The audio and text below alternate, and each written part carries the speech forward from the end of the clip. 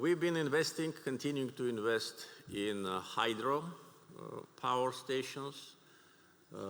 These projects are being implemented in the liberated from Armenian occupation territories.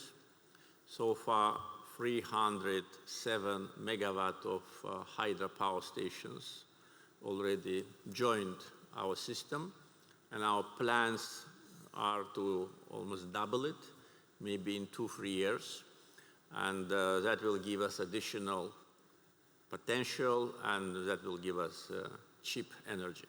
So hydro, solar, wind, potentially thermal, we are now investigating this issue, gas, and all the combination, and that's how it should be.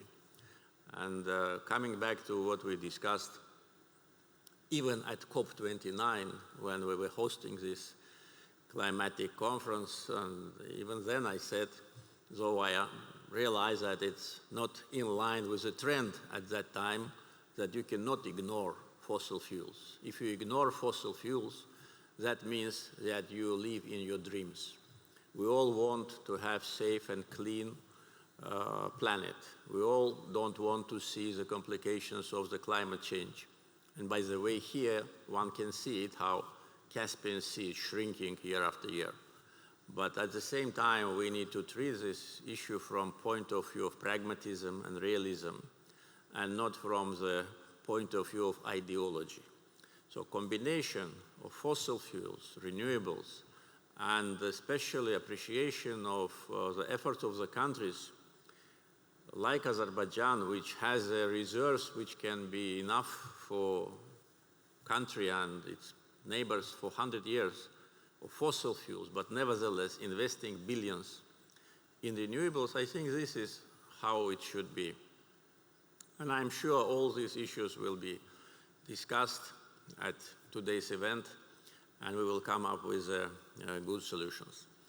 Also, I'd like to underline that Azerbaijan also plays an important role as a reliable transitor of energy resources. We provide important transit of oil for Kazakhstan and for Turkmenistan, and year after year, the volume of the oil transported through our system is growing, and we are capable and we have infrastructure to receive more oil from the eastern shores of the Caspian. With respect to the issues related to our, efforts on the European energy market, I think important will be for audience to know that we recently acquired, purchased one of the biggest power stations in Turkey, 870 megawatts. And last month, the contract was signed with Serbia to build 500 megawatt of power station in Serbia.